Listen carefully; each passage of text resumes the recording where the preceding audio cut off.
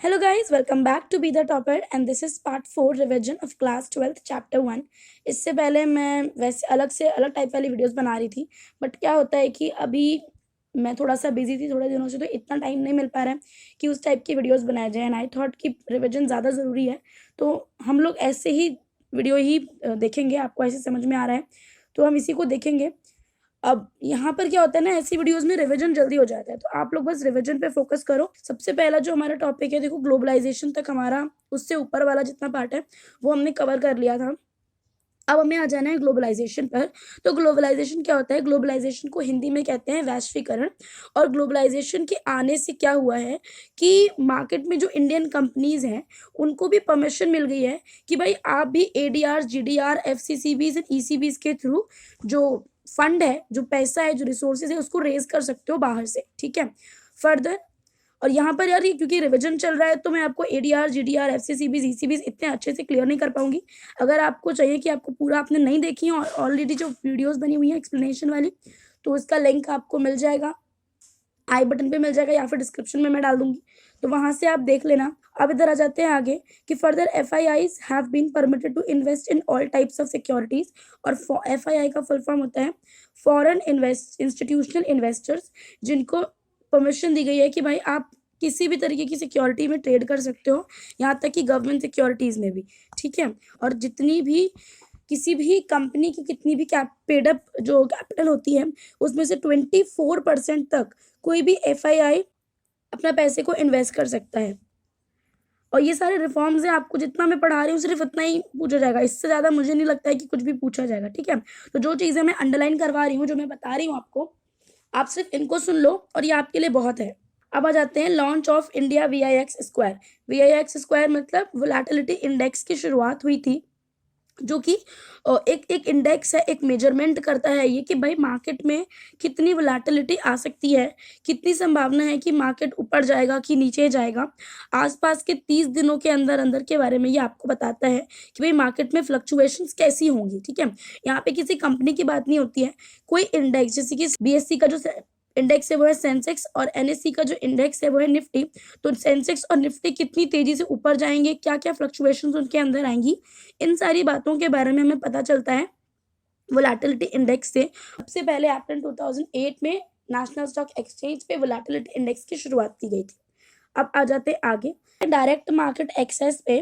Direct market access में क्या होता है, बेसिकली ये ट्रेडिंग मेंबर्स को एक पावर मिल जाती है कि भाई जो अपना उनका खुद का जो ट्रेडिंग टर्मिनल होता है उससे वो इंस्टीट्यूशनल इन्वेस्टर्स को भी पावर दे देते हैं कि भाई आप भी ट्रेडिंग कर सकते हो। ठीक है, वैसे ये पावर सिर्फ ट्रेडिंग मेंबर के पास होती है, बट ट्रेडिंग मेंबर जो है उसको एक पावर मिल जाती है डायरेक्ट मार्केट एक्सेस रिफॉर्म के तहत कि वो इंस्टीट्यूशनल इन्वेस्टर्स जो होते हैं लाइक बैंक्स, उनको भी कह देते हैं भाई देखो अब आपके पास भी ये परमिशन है कि आप भी ट्रेडिंग खुद से कर सकते हो। अब आ जाते हैं launch of securities lending and borrowing scheme.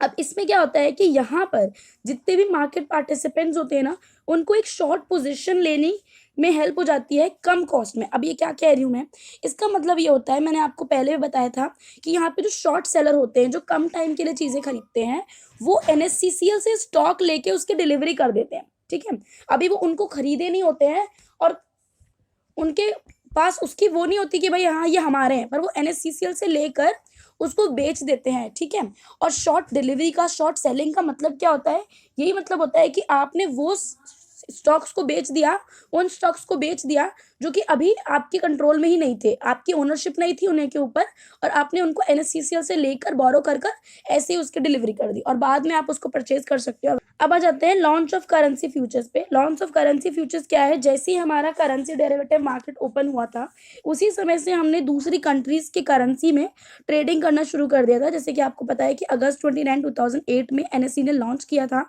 Currency future contracts, और सबसे पहला जो था वो यूएसडी मतलब यूएस डॉलर और इंडियन रुपीस में हमने ट्रेडिंग की थी। और उसके बाद ट्रेडिंग हम शुरू कर चुके हैं यूरो आईएनआर, मतलब यूरोपियन जो कंट्रीज की एक करेंसी है यूरो, और pound sterling INR, Japanese yen INR, इन सब में भी आज के टाइम में हम लोग ट्रेडिंग कर रहे हैं। अब एएसबीए क्या होता है, इसको देखेंगे। एएसबीए मतलब application supported by blocked amount. ये प्राइमरी मार्केट का बहुत अच्छा बड़ा रिफॉर्म है, मेजर रिफॉर्म है। और इसमें होता क्या है कि अगर कोई भी बंदा एएसबीए के थ्रू अगर सिक्योरिटीज़ को अप्लाई करता है सिक्योरिटीज़ के लिए, तो उसके अमाउंट से कुछ पैसे जो होते हैं ना वो कलेक्ट हो जाते हैं, बेसिकली वो साइड हो जाते हैं कि इतना अमाउंट आपका इन सिक्योरिटीज़ को खरीदने के लिए जाएगा, ठीक है। बट वो जो अमाउंट होता है वो सिर्फ और सिर्फ तभी कटता है जब सिक्योरिटीज़ आपको मिल जाती है। जब भी कोई भी कंपनी आईपीओ निकालती है ना, तो बहुत सारे लोग उसके लिए अप्लाई करते हैं, बट वो सबको सिक्योरिटीज़ नहीं मिलती है, कुछ ही लोगों को सिक्योरिटीज़ मिलती है। तो जो भी लोग एएसबीए के थ्रू करते हैं या फिर जो भी करते हैं, तो उनके पैसे जो है वो दूसरे साइड पर आ जाते हैं कि भाई अगर सिक्योरिटीज़ मिल गई तो ये पैसा यहाँ से कट जाएगा। तो यही बात है कि अगर आपको पैसे सिक्योरिटीज़ नहीं मिली तब तक आपका जो अमाउंट है वो वहाँ से कटेगा नहीं, वो आपके अकाउंट में ब्लॉक रहेगा, और जैसे ही आपके अकाउंट में शेयर अलॉट हो जाएँगे, वैसे ही आपकी जो पेमेंट है वो उधर चली जाएगी। तो ये है हमारा एएसबीए। अब आ जाते हैं launch of interest rate future, जो कि अगस्त 31 को 2009 को लॉन्च किया गया था नेशनल स्टॉक एक्सचेंज पे।